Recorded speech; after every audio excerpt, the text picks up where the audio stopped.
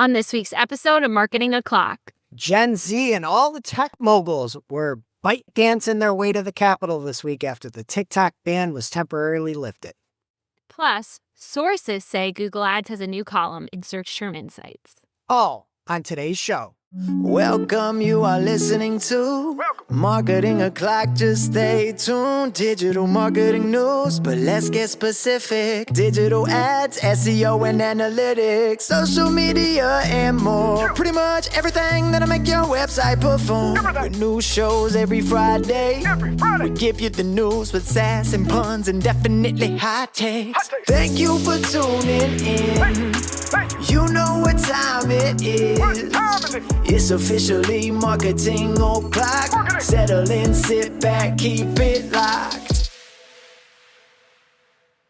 Hey there, I'm Christine Zernheld, AKA Shop, and I'm Greg Finn. and it is officially Marketing O'Clock. Here on January 24th, 2025. Shop, it is great to be here with you, even though we are virtual today. I know, it's hopefully the only time this year, but we've got some pretty bad weather, so virtual it is. We're good for one weather shutdown once a year.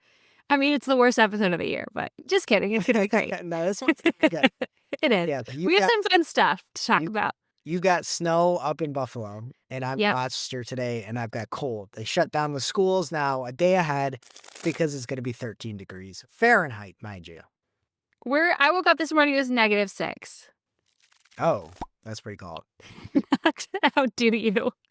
I just looked when I got up. Like, it's 13. So, Yeah, I think it's everyone in America right now. Like, my brother lives in Charleston and he has snow. People are tubing down the street in like boat tubes.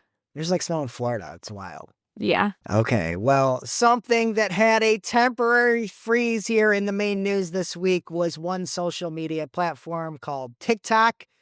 I was wrong. There was about 12 hours where TikTok users were outraged. They were dancing in the streets. It was, yeah. I walked Should I out share of my my house. personal experience? Oh, they were in the streets? I walked out of my house. The entire streets were just full of people dancing. No, they weren't. It was too cold. For me personally, this is like the best week of the year on TikTok because they have the Collegiate Dance Nationals, NDA. And it was like the middle of the competition, TikTok shut down. And I couldn't see who won, Minnesota or Ohio. It was terrible, terrible timing. Luckily, it came back the next day.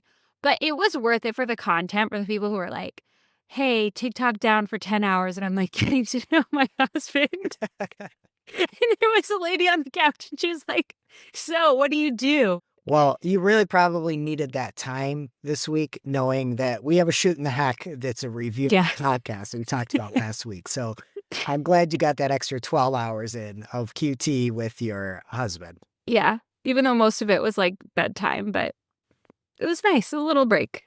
So what happened is users were given a message saying TikTok is not currently available in the US. That was about 12 hours. And then after that, there was a note that said, thanks to the legal efforts of President Trump. And I believe this was still before the day of bringing into office, It was. that TikTok is back. So it turns out that there was an executive or I don't even know how you do executive. Can I do an executive order if I'm not in office? Seems like it. I want to make an executive order. Give it a try. But apparently the president-to-be at the time had a 75-day executive order to sort of pause the TikTok ban. And I saw a lot of people getting upset about that. Politics aside, I understand you may like things, you may not like things, but I would say the general sentiment was fairly decent for people being back. Everybody's like, yeah, this is back. Thank you. I'm glad it's back. I just feel like I was used and played, and I'm not happy about it. For 12 full hours. Yeah. So what will happen now is sort of the biggest question. And with this administration, I'd say nobody really knows. It's kind of an odd entity where the current leader of the country owns their own social media network, Truth Social, and is very now buddy-buddy, at least it appears, at the big party of getting into his place of home here and retaking the throne in a way, let's say, where I saw Zuck I saw Elon. I Yeah. saw the U.S. Head of U.S. TikTok there, along with Sundar Pichai of Google, Jeff Bezos' wife, Barron Trump. Like I did not like what I was seeing. No, it was shocking how many tech Yeah. leaders, insiders, some of the wealthiest, most powerful people in the world were like front and center at this. We needed a dedicated survivor for Silicon Valley. Who was it? Like, we've got a great cast. We've got a great cast of 6 that made it to this event, right? We had Sundar, which I got him getting out first. If he's on Trader, Survivor, he's out first. He didn't have any game, right? And then we got Elon, who I think is going to win the whole thing just because somehow all he does is win. Yeah. And we got Tim Apple, who was notoriously called Tim Apple. That's Tim Cook from Apple was there. Bezos from Amazon. And Lauren. Don't forget Lauren Sanchez was there. She made herself very front and center. And then we had Zuckerberg, Instagram, WhatsApp, and Facebook. And then finally, the 6th person in the survivor pool would be the U.S. head of TikTok was there front and center. So all the who's who in tech live at the event. So I would just assume that's probably good for all these tech companies. Yeah. Minus the perception that could be very bad. Right. Maybe not necessarily the user experience or the advertiser experience, but it's good for the people at the top, I guess. Yeah, and I saw there were a lot of people that saw some of these things and were like trying to talk about how to remove themselves from Meta. Is that correct? Yeah, I guess people are being like automatically. I've heard claims that people who have never followed POTUS or VOTUS, VP Otis, what do we call them? Lotus. Were like automatically opted into following them, and then they would try to unfollow, and it just like was a cycle. I keep checking, and I don't follow anyone, so I'm safe, I guess. We'll say that's alleged that in Meta, in the case of Meta, correct? Yeah, Meta. Some people were Instagram, Facebook. According to reports. Mm-hmm. Well, according to my For You page, it's really okay. Okay.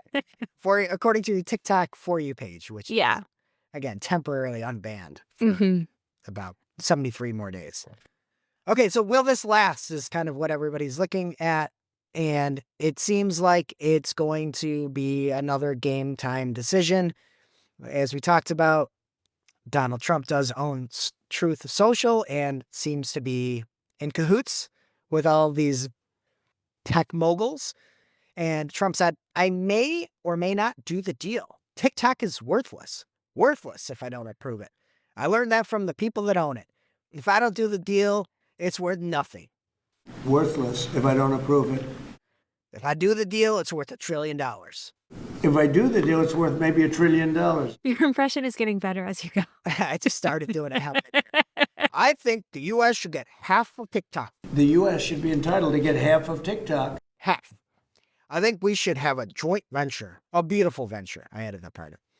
The U.S. should be entitled to get half of TikTok. But if the president doesn't sign, it's worthless. Then it's worthless. So I guess we just have to see what happens with TikTok. It's crazy. The numbers are crazy. I don't mind the government cut on the profit. Like, that'd be great. Cut down our deficit. Pay my taxes. Yeah. Maybe he'll rename it along with the Gulf of Mexico and the mountain in Alaska. We'll have to see. Yeah, or maybe we just need another coin in our lives, another S coin. So, I don't even know what life is anymore. I don't either. I just want to get out of my house. I'm just glad I didn't invest in Melania coin. And now for this week's Cool Tool. As a reminder, our Cool Tool segment is not an official endorsement or paid mention. We're simply sharing something we found in our travels that may be of use to our listeners and is really, really cool. This week's Cool Tool is a custom RSA GPT that you can use for free. So this Cool Tool is from Jeremy Krantz, and he shared over on his LinkedIn page this week that he built a custom GPT to help accelerate the creation of responsive search ads for paid search. All you need to do is feed it a few keywords and the landing page for the ad group, and it should do the trick, he says. You don't need to sign up for anything or post anything in the comments either. Just click below to access it. What a guy. And I tried it for some of my accounts and I was pretty impressed. It really is as easy as that. And they do the character count right there for you. It's all like formatted for upload. So definitely check it out. You can follow Jeremy over on LinkedIn if you want to access it, or we will share it in Discord or newsletter, all the places. And I'm sorry, how much did you say it was again? Free. Wow. Now it's time for this week's Take of the Week. This is a #fire digital marketing take with extra spice served up for you. We simply deliver the take for your consumption. We give no opinions. We don't influence. You make the call. This week's Take of the Week we had a lot of great takes this week. A lot of great takes, a lot of inappropriate takes from what we were talking about earlier. But I liked one from Andrew Lolk the best. We're just going to keep it marketing here. And over on LinkedIn, he said, just a disclaimer, as I continue to see outrageous Google Ads takes today, I've read 3 wrong takes on Google Ads here on LinkedIn today. 1, search themes now work differently. To his responses, no, they don't. There is no change to search themes, and they're still only going to work to steer Google towards new keywords and PMAX campaigns. 2, PMAX and search shouldn't be run in the same account. And Andrew goes on to say, splitting doesn't help the underlying issue. If you struggle with PMAX, cannibalize and search, then turn off search from PMAX or use negatives, let DSAs take over. Then he says, they're heavily against combining shopping, search, display, and video via PMAX when the goal is maximizing Google Ads as a channel. And I think so many people miss this part. They think PMAX does everything. Technically it does, but it sort of does everything okay. Shopping ads are fantastic for shopping. YouTube ads are fantastic for YouTube. Search ads are fantastic for search. And I'd rather have everything in multiple campaigns set up the right way, set up pristinely, than use one haphazard PMAX account that I have no control over where that spend goes. So Andrew's on the nose on this. And then lastly, he said, smart bidding overpays for your clicks and makes Google rich, so you should switch to manual bidding again. And he said, I wish I saved this one because y'all probably don't believe me. Needless to say, smart bidding is still much better than manual CPC. And those are 3 takes, and that's why he won the Take of the Week this week in a very crowded pack. Spitting the truth. Yeah. Taking a side. Kind of the anti-take. Yeah, and when explaining everything, too. Like, it's not just like, nope, nope, nope. It's like, no, here's what you need to do. Blah, blah, blah, blah, blah. And that's great. We got takes again. Takes are back. Now it's time for this week's Pew Pew Lightning Round. At this point in the show, we split up our content into 3 parts: paid, organic, and social. First up in the paid universe this week, Adrian Decker spotted a new value-based bidding PDF that Google Ads released, and it explains more about testing value-based bidding using Google Ads campaigns experiments. And there are a couple things in here that I found interesting. First of all, it says that to ensure sufficient volume in control and trial arms, the campaign should have at least 50 conversions in the last 30 days. And I feel like those recommendations they're like kind of always playing around with them, but that's the latest take from Google Ads is 50 in the last 30 days. Also, at the bottom of this in fine print, they mentioned multi-campaign experiments that are in beta, which I think is news to me. And this says it allows experiment campaigns to meet certain criteria to be treated as a group. Audiences are assigned to control or treatment arms, then treated consistently as such using cookie-based splits. You can get aggregated reporting across experiments. So that would be really cool if it rolls out to everyone. But again, just in beta right now. And it also talks about like the timeline of experiments. So like day 1 is the start, and then days 1 through 14, they say are the ramp up. Days 14 to 44, you let the experiment run. And then you're supposed to account for a conversion lag, whatever that is in your account. And then 28 days plus lag, you evaluate performance. That's a long time. Like, we're changing a lot of bidding targets in 45 days.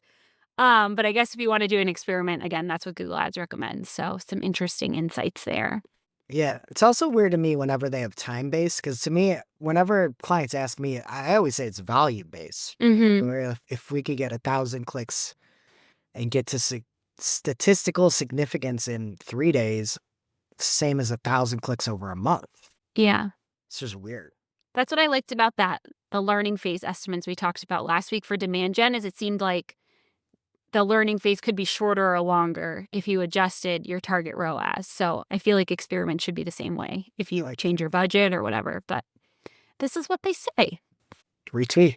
Next up from Natasha Carrera, she found that Google has a new source column in the Search Term Insights report for PMAX. So the column can show whether the source is search themes, URLs, or creative assets for a specific search term insight. So I'm guessing creative assets, they're saying like based on a certain headline you have or something, they're targeting a certain search theme or like a keyword. That one was a little confusing to me, but that's how I took it.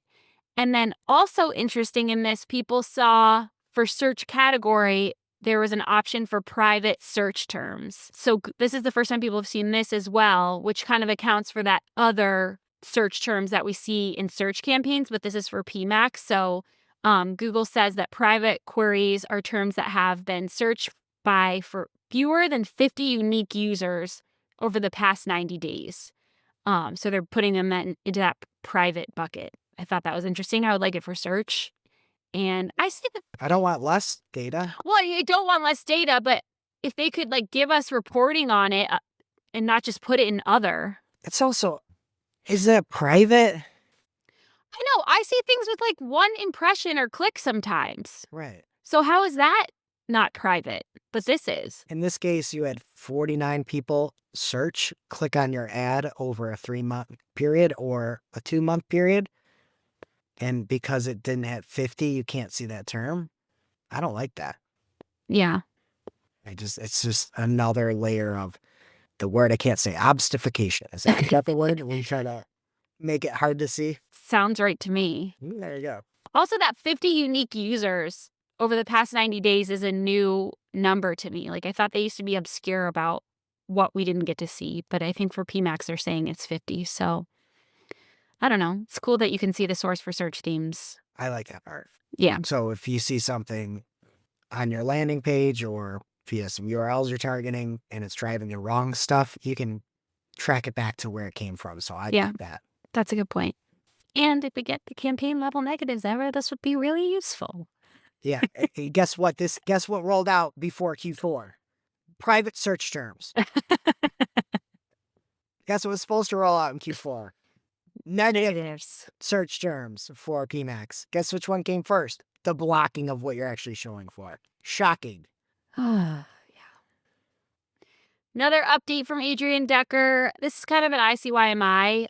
Not everyone can use image assets when they first launch a Google Ads account or campaign. You have to meet certain requirements. Like you have to have an account open for more than 60 days, policy compliance, active campaigns, active text ads that have been running for 28 days, and it has to be eligible for a vertical or sub-vertical and not a sensitive one, I guess. So I thought everyone could use image assets, so that was news to me.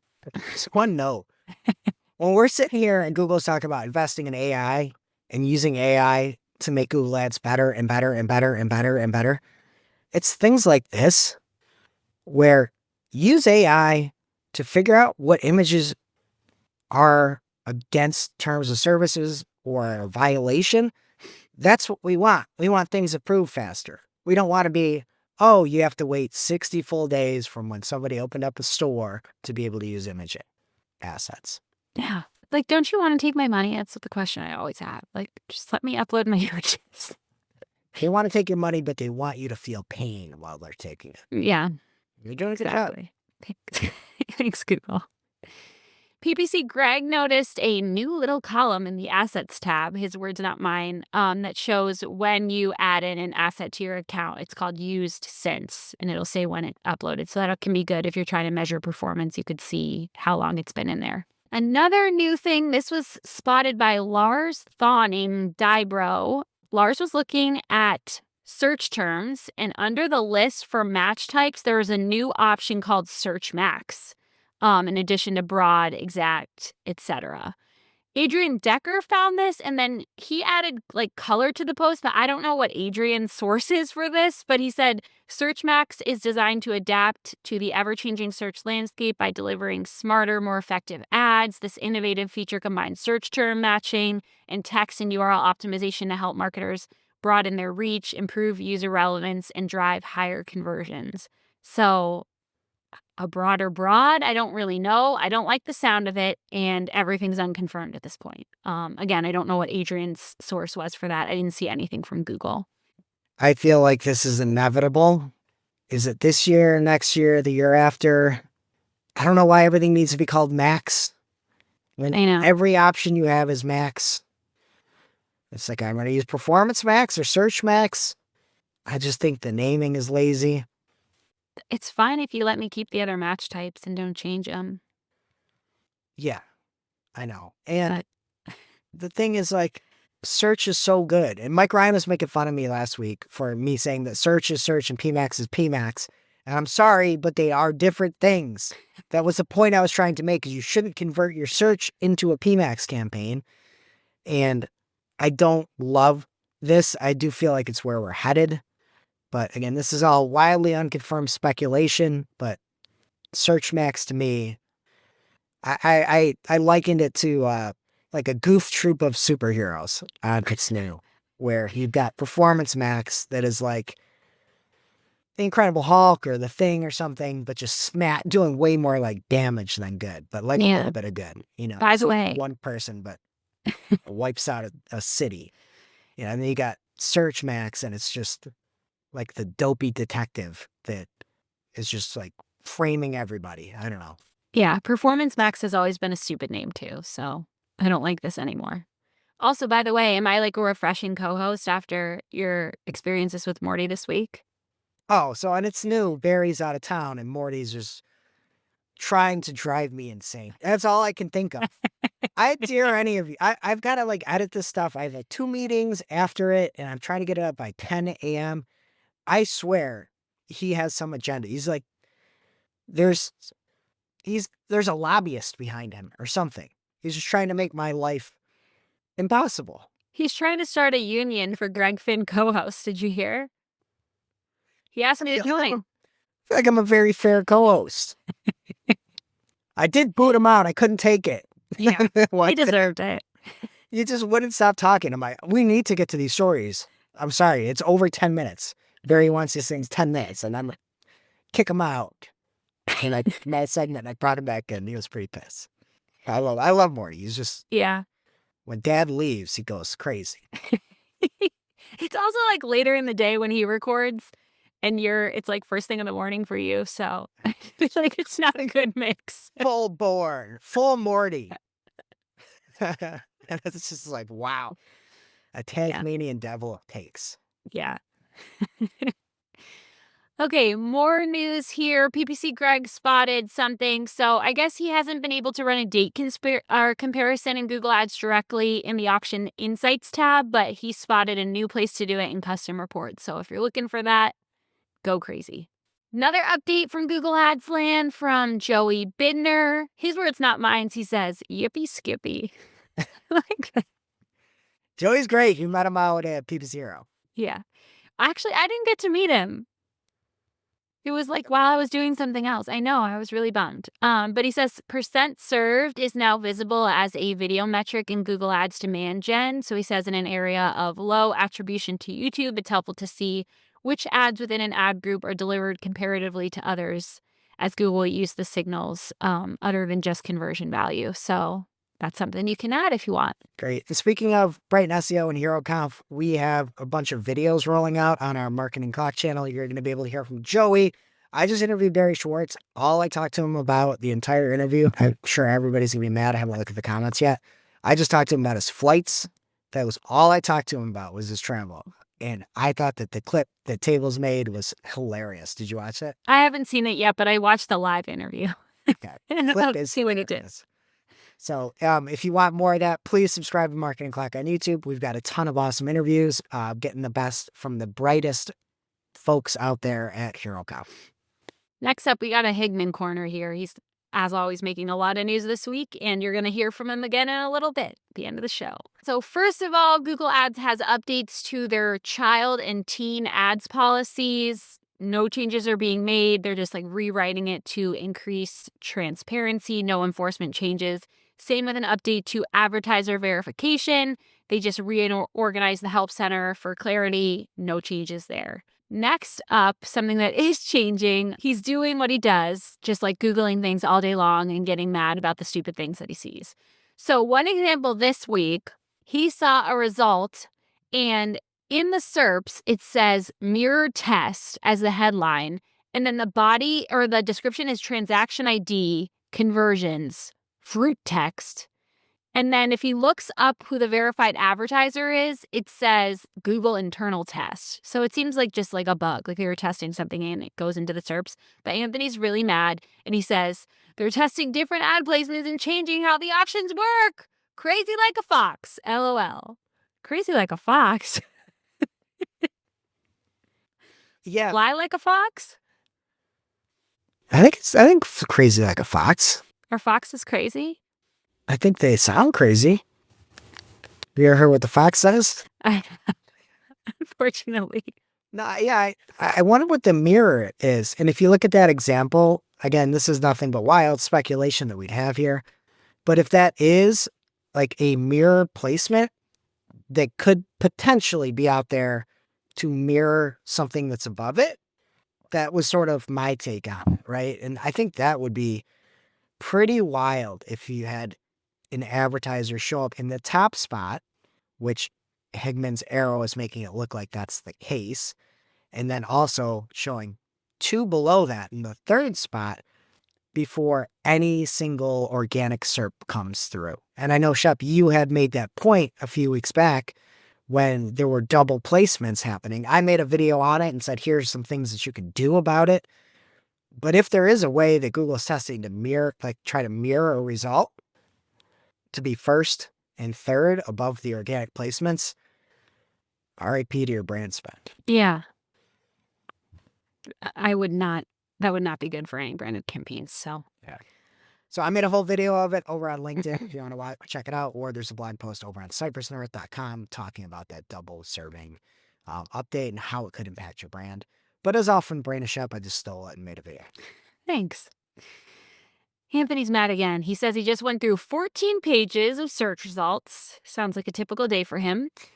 For the same keyword, he says half, let me repeat, half of those pages do not have PPC ads on them, but have LSA at the top of every page. On 14 pages of results, there were only 12 PPC ads shown, and LSAs were on every page. And then he asks, how is it okay for Google to preference one platform over the other for all of these results? The answer is it's no longer an auction. I mean, I would have to agree. I think this is why they want us all on smart bidding, but like I said, a lot of great takes this week. Yeah. We just have them as news this week. Next up, this is something people should really know about. There's an ad exchanger article by James Hercher this week. It's called People Managing Google Ad Campaigns Are Getting Their Accounts Seized by Scammers. So I guess they're scammers who are placing their own search ads for queries related to setting up or logging into Google Ads, and Google Ads is serving them. And then when people click on them, they fall into a phishing scam.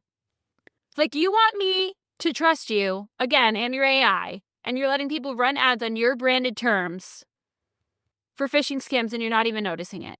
Well, I think some of our emails, right? Like the emails are coming from sites.google. It's coming from a fake site on Google's hosted sites. Don't you think Google should make that a high priority to like figure it out? I don't know if you're like trolling me right now. This is just, I'm mad. This is so pathetic. Do you want to ask what I would do if I'm Google? Is that Protect your own products. Like, this should be your highest priority, getting this shut down. I'd make it the best possible ad product with the best possible support that people would want to willingly spend their money on. That's what I would do. I'd be like, oh, people are scamming? Cool. Anybody with a sites.google that is doing this is completely out of it. And I'm going to come up with something immediately to stop this. And I'm going to make everything advertiser friendly if I'm Google. Instead, that's not the case. They're working to get as much out of those cushions as we've said. If Google cared about us, they would be telling us about this scam, not ad exchanger. Of course not. Next up, Joe DeBazio is letting us know that there are new Google Ads integrations with Microsoft Clarity, so that'll be really cool for heat mapping and testing. Boris Beckerick is also sharing that there's a new negative keyword cleaner powered by Gemini. And of course, it removes negative keywords, unnecessarily blocking ads. No word of them building out like a negative keyword build out tool. Recommendation tool. That would be excellent. It's like, oh no, we would like you to spend more, so we're going to remove all these different things. And that's the thing, when there's only a recommendation going one way and not the other way, I don't trust those recommendations. That's just me. That's every recommendation there is. Thomas Assel is sharing that there is a new test for larger YouTube shopping product carousels on mobile. He suspects that this is for demand gen ads with a product feed. And if you're watching the YouTube video, you can see an example of one of Greg's favorite type of ads. It's a perfume visual ad that you can't smell, where you're judging just based on the ad, thought. and it's got like candles in the background. Some of them are lit, some of them are unlit. I'm like, why do you have some of them unlit? And also, I feel like that stuff is highly flammable. Like, why are you, there's wax melting all over this table. There's fire everywhere. And this person has their hand an inch away with this, very flame capable spray. And I can't smell it. That's the punchline. Finally here, Bram Vanderhelen has another Meta Ads news story for us.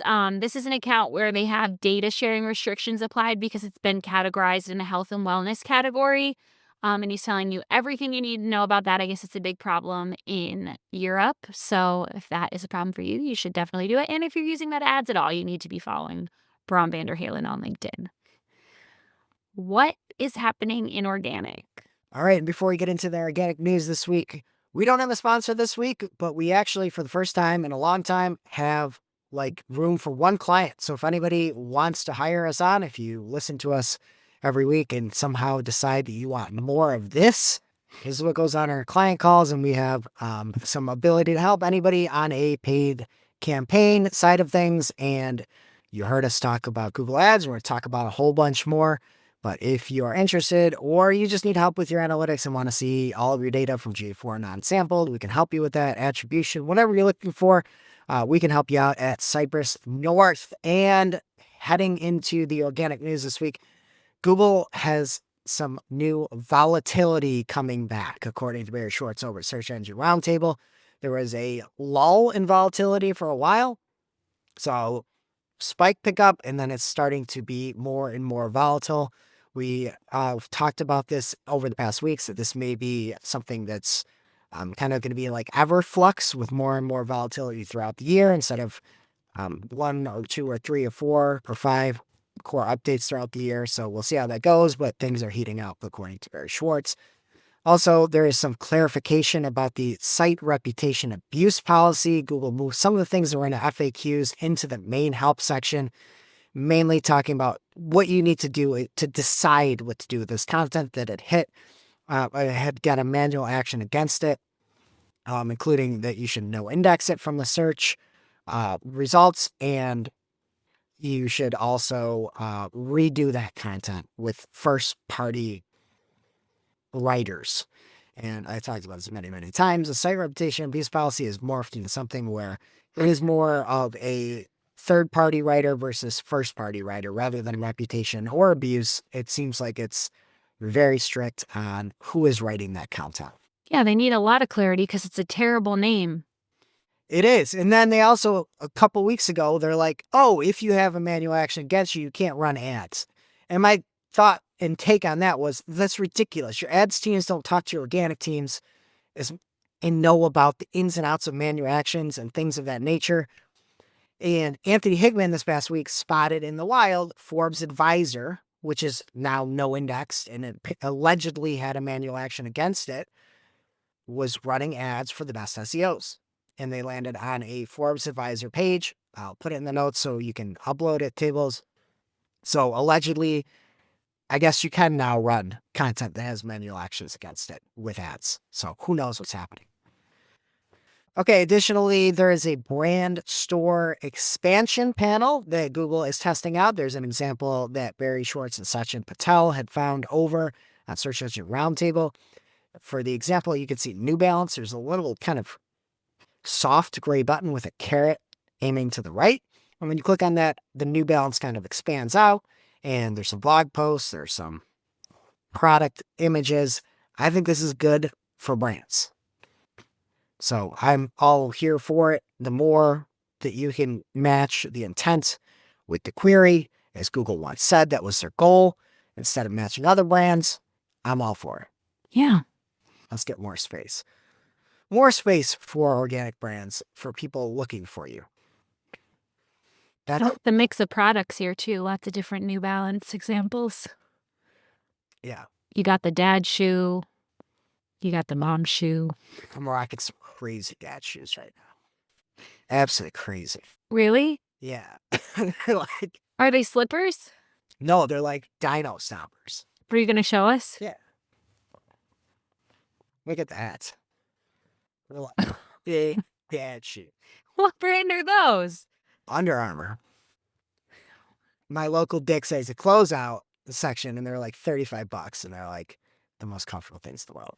You just wear them around the house? I'm just gonna always looking like a dad. Okay. Bring it back. Well, be who you are. Okay. Well, Canada's SEO over on Blue Sky was being who they are, trying to offer helpful information. And they said, if you're not using SEO to your advantage, you're basically at a disadvantage to other people, to everyone else out there. The good news is that utilizing SEO for your new website can have a positive impact on business. Very nice statement. Didn't tag anybody like John Mueller, who is living over on Blue Sky these days. And John Mueller commented from the clouds and said, though sometimes, quote, doing SEO, end quote, would cause a site more problems than not doing anything at all. Where did he find this post? Also, Cadence SEO didn't say doing SEO. They said if you use it to your advantage. Why are you then taking that and going, doing SEO? That's a troll comment. And yeah, anything can be bad. If I go on a diet, it could be bad. If my diet is the freaking donut diet and all I eat is donuts, it's going to be bad for my health. But there are also diets that are good. And right now I don't eat carbs and I feel amazing, except for the fact that I'm super sick and I have no energy. And I'm starving. Seems like you're doing amazing. Should we just not try John Mueller? Like, I don't understand. Yeah, it's like you can do anything good or anything bad. I don't get it. If I go run and I don't stop running for 2 weeks, I'm going to hurt my body. But running it, like, it's so dumb. Yeah, if you do SEO poorly, if you do anything poorly, it could be bad for you. And he works for the same company that runs the Google Small Biz X account. Like, can you use this troll energy for them, please? And not this nice SEO platform? Just try to help people, this poor Cadence SEO. We're here for you, Cadence.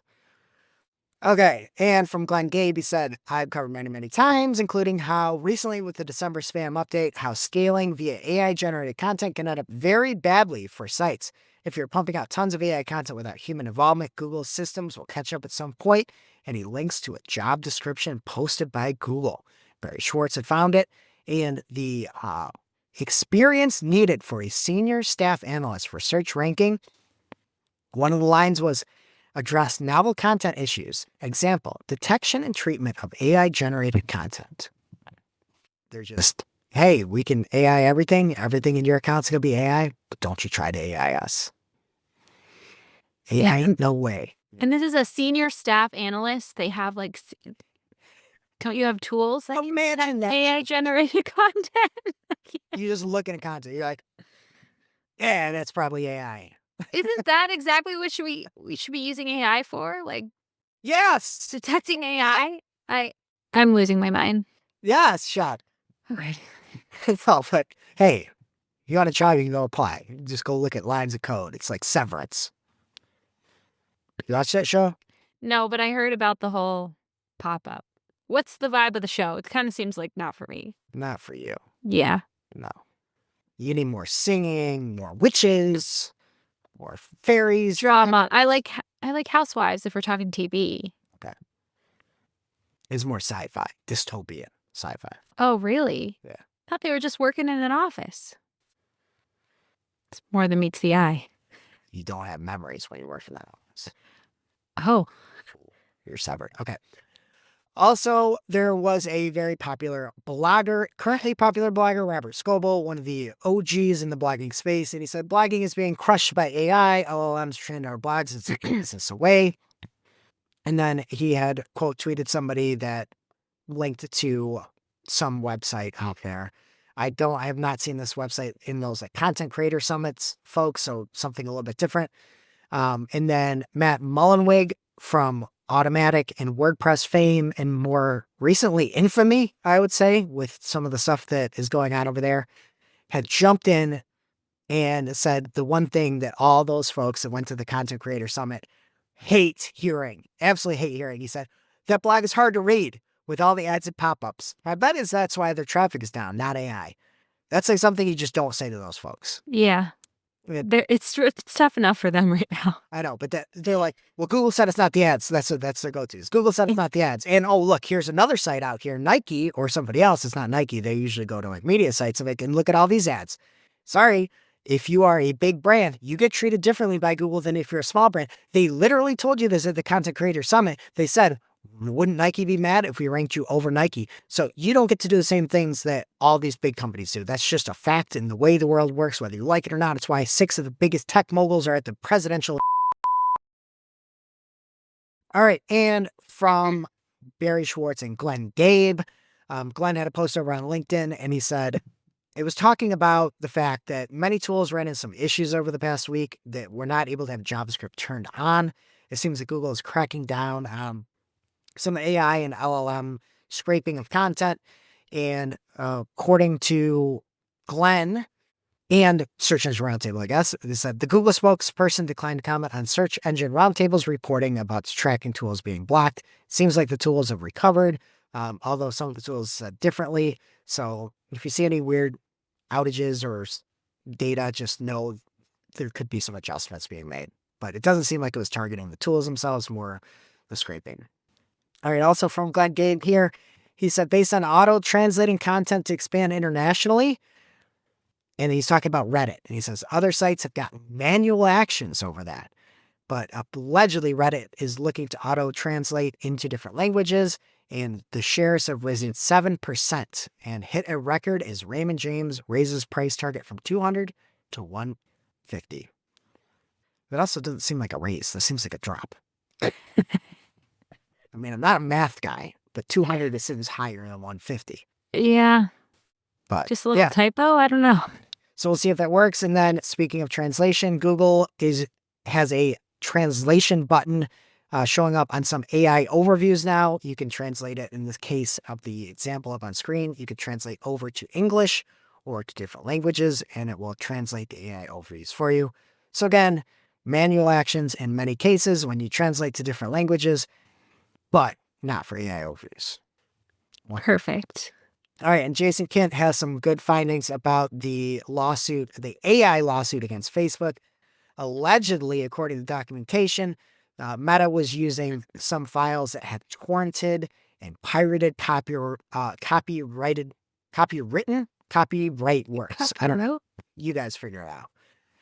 And so it was called this libgen dataset, and everybody was like dancing around the fact that we probably shouldn't use this. It looks like there were millions of pirated books that were in libgen, and some of that may have been used allegedly in AI within Meta. So wonderful.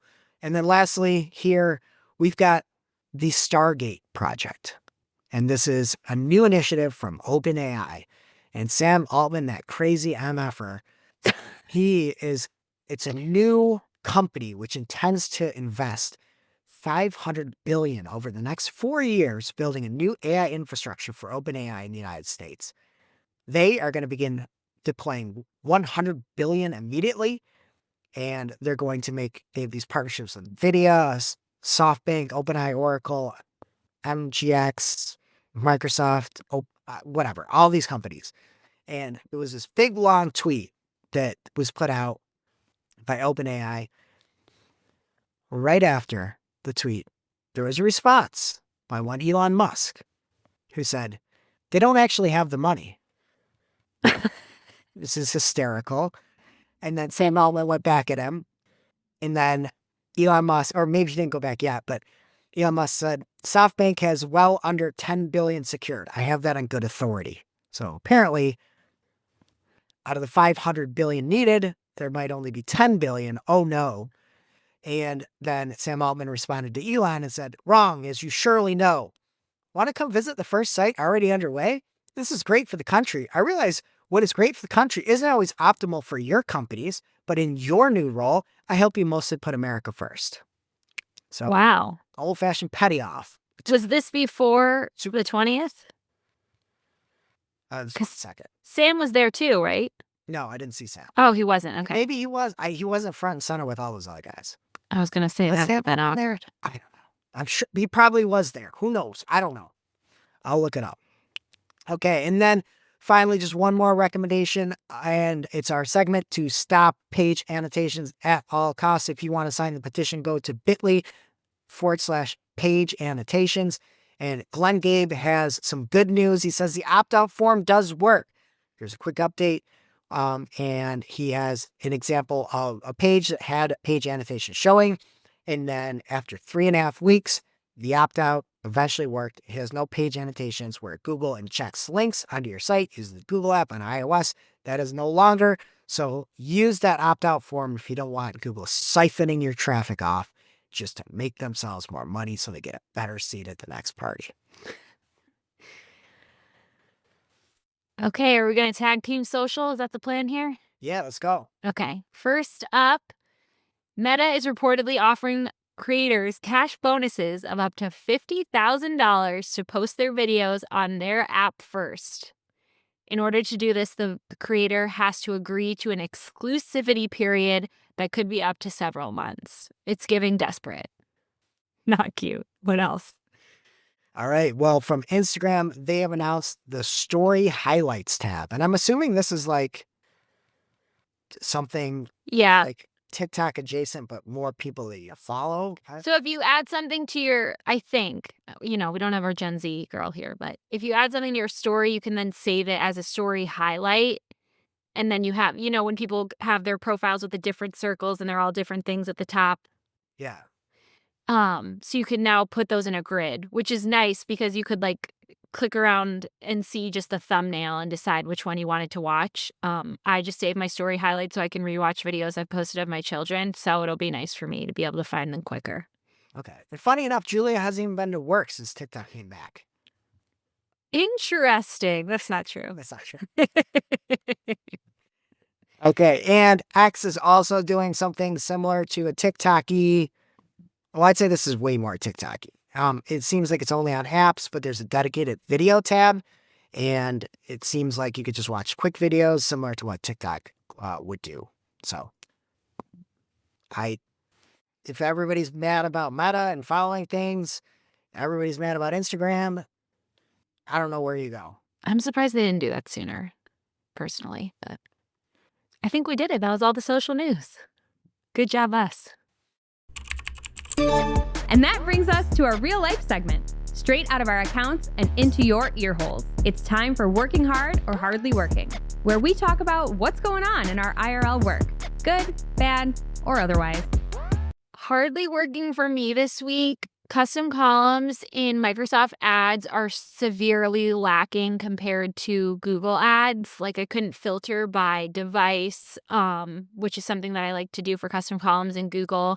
And it also didn't give me that text option that you have in Google Ads. It's really nice when you find an article with different custom columns and you can just copy and paste the text. You cannot do that in Microsoft, so I think they need to catch up there. What about you, Greg? For me, we've got a client that is in the financial space, very sensitive space within Meta. There's not a heck of a lot we can do just due to the circumstances. We are in sort of mini peak season for this client, and we're looking at just different programmatic placements. And we're using some very specific lists from Choosel on top of Trade Desk, and it's doing really, really well. I'm just very surprised at some of these lists as to how well we're doing from a cost per approved app for this certain client.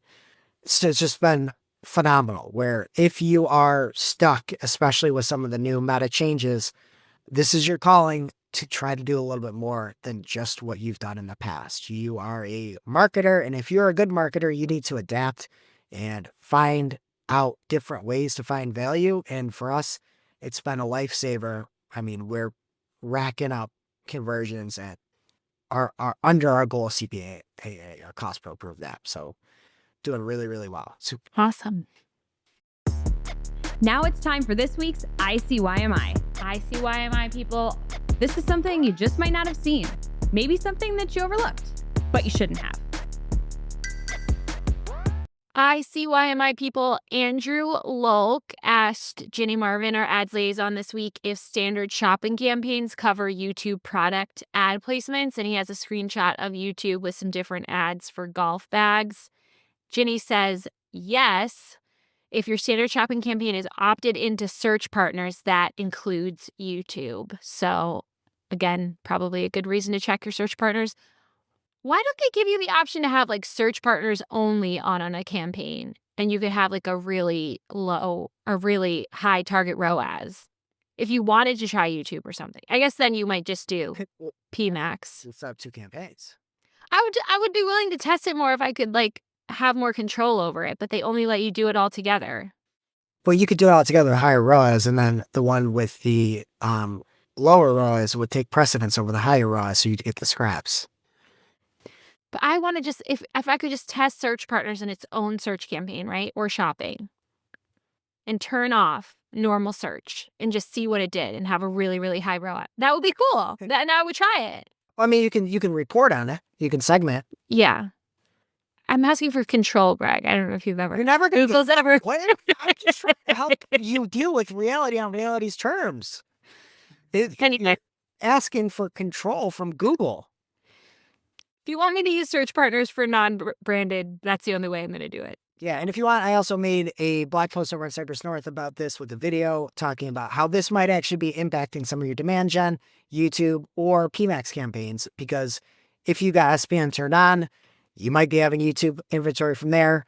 Also, then you got YouTube on demand gen, YouTube on YouTube, and then YouTube on PMAX. So be smart about it. And honestly, not a lot of good reasons to keep search partner network on for shopping. Now it's time for our must-read marketing article of the week. An article so advanced, so in-depth, so detailed that we simply cannot cover it in its entirety on today's show. All right, this week's must-read marketing article of the week comes from Emily Wood over on Search Engine Land, and she has an article called How to Combine Google Ads and LinkedIn Ads for Comprehensive B2B Campaigns. I just like some different thinking, and this has that. Emily talks about some of the individual strengths, talks about some combination strategies where you can do top of funnel with one, bottom of funnel with another, some cross-channel audience targeting, customer matched and matched audiences, and how you get the most out of your spend. So if you're just looking for something, new strategies, new tactics, new you 2025, Emily has you covered. Thank you, Emily. And now on to our playlist of curated songs to work to. You can head over to playlist.marketingoclock.com to listen to Marketing a Playlist. Greg, what will you be adding this week? 2 hours later. This week, I'm going to be adding No Plans by Novo Amor. And I'm going to do Baby It's Cold Outside, the one from Elf. All right. It's January 24th. I've never been colder in my life. There's no mention of the holidays in that song. Okay. It's just a vibe. Probably. I thought you were going to come for me like people like want to cancel that song. I mean, it's a creepy song at face value. Well, I like to live in La La Land. All right, that does it for today's show. It is now officially not Marketing O'Clock. Thanks for listening. We miss you already. And we can't wait to see you next week. Thanks for listening to Marketing O'Clock. If you're looking for more information on today's topics, head over to marketingoclock.com/newsletter to receive every single article we covered. We share the news as it breaks in our Discord community. Head over to community.marketingoclock.com to join. Welcome to this week's Shootin The Heck. After our famous Friday news show, we don't talk about marketing anymore. We just... Shoot the heck. And this week, we're kind of talking about marketing. Yeah, I don't know why we're here. I know why we're here, because of the one man who is joining us here today, one Anthony Higman. Higman, I don't know your middle name. Vincent? It's Leone. Oh. It's almost It's LSA. There you go. That's even better. Yeah, LSA. So Anthony found a new pack of it within the SERPs, or some new podcasts that are showing up within SERPs, and they're showing up for divorce lawyer. Higman is big in the law space, maybe the most famous digital marketer in the lawyer space. He was astounded, I would say, when you saw a podcast showing up for a generic term like divorce lawyer. So we thought we were going to have some fun and say, is this a good result or is this not a good result? And so we tasked everybody with homework and we listened to the most recent episode of the Divorce and Beyond podcast with Susan Guthrie, Esquire. Is that correct, Shep? Did I miss anything? That's exactly what happened. Okay, so I figured we should do like book club style. And you linked to Podbean in the thing. Was that what it was in the, like, you couldn't give us a Spotify link? Is that what the Google result was? I just searched it. I was in a hurry. I was trying to get this meeting on the books. Okay, well, this has really been a journey. Okay. So Who's ever heard of Podbean? We have now. it's like a Yeah, thing. that's how I found it too. It was like 5 dude. What were our thoughts with this being listed in the SERPs for that specific query? Any initial thoughts after listening? Jess? I raised my hand because on the show we kind of crapped out a little bit. I thought that depending on where you are in the journey, it was a helpful result. I gotta say, I underestimated Susan Guthrie. The woman puts on a very sharp podcast, like very to the point, succinct.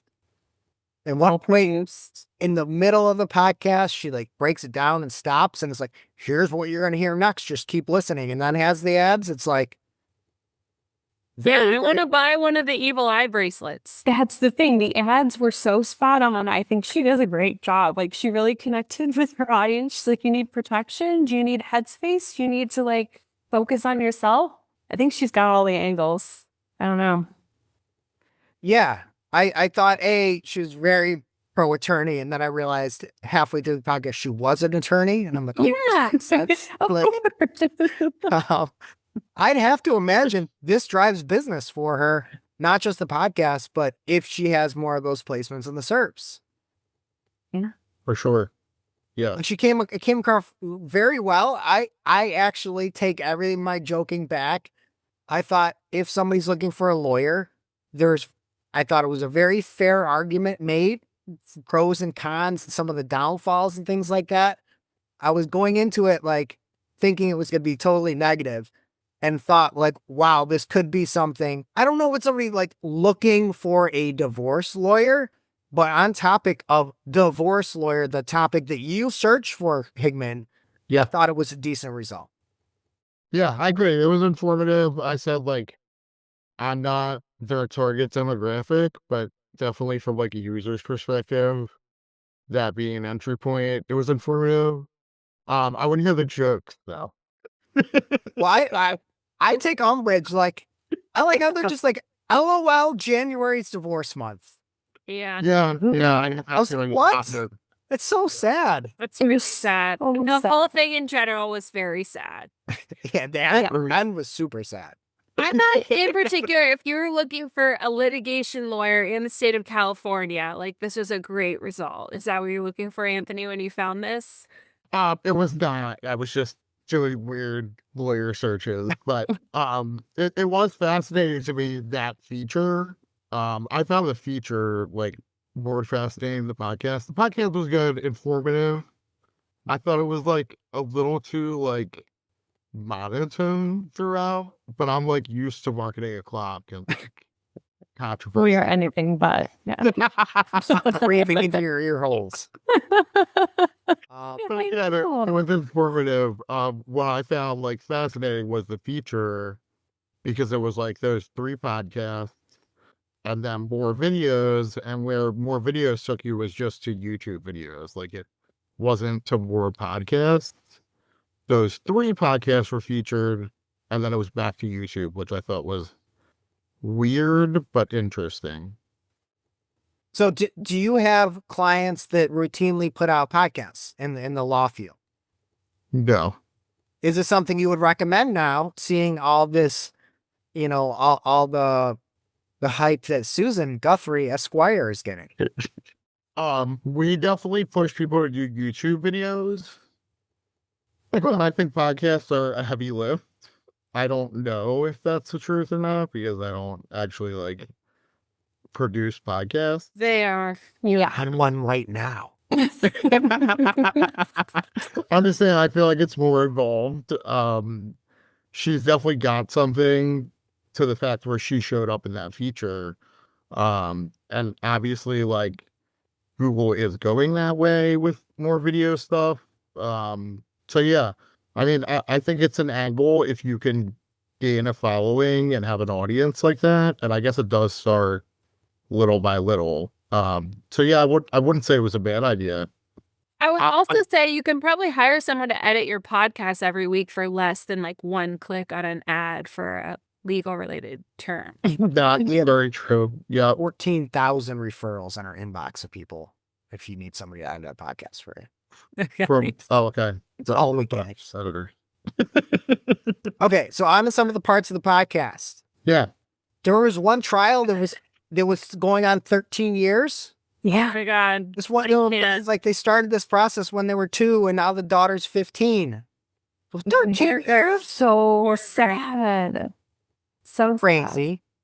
I thought the guy she had on, I only know go by Susan. I'm a Susan stan. I don't know the guy's name. But I thought he did a good job. He wasn't too salesy. He's like, He was a little too pro man for me.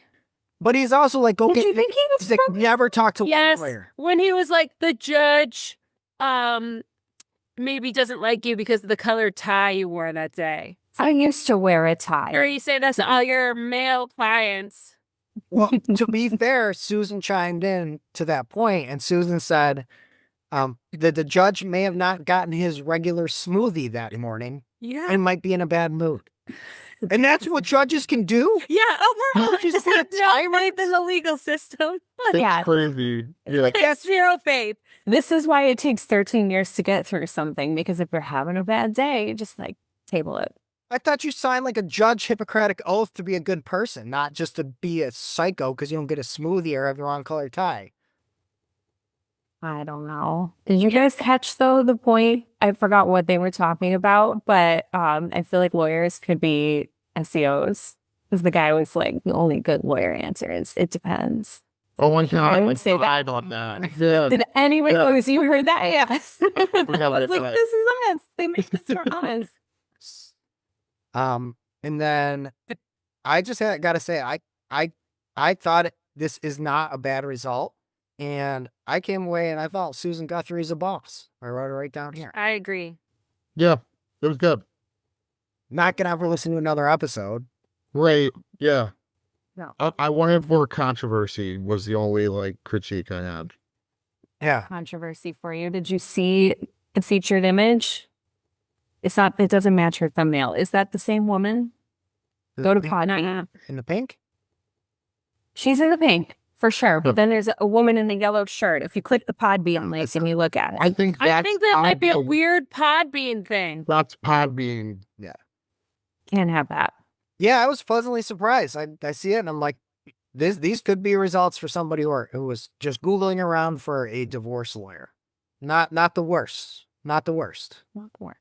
I hope Susan hears this and calls Anthony up. And this was all somebody's time because my husband was very confused. It was a really weird day. I'm listening to the Divorce and Beyond podcast. I'm usually happily married. No, not after that.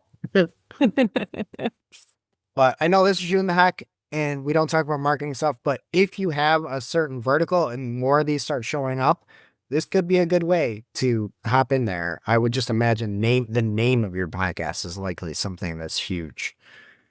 Looking at all those examples, Higman, that you pulled up, they're all very divorce specific. And then, Yeah, this one like stuck out the best, I think, because I don't remember necessarily the other two that were on the other side. I don't know why necessarily Susan Guthrie stuck out, but maybe it was the name that stuck out to me. well, that's what we got to do. We got to have the opposite of the divorce and have a little marriage between Susan Guthrie and Adsquire. Have run all the other things. Turn this into a nice, happy story. Love it. Love it. Okay, well, that was our podcast book review club. The Divorce and Beyond podcast with Susan Guthrie, Esquire. Weirdest segment we've ever done. I love it. Very, very. Yeah, Thank you, Higman. absolutely. Anytime you guys need a weird segment, holler at me. Bit locked. Keep it locked.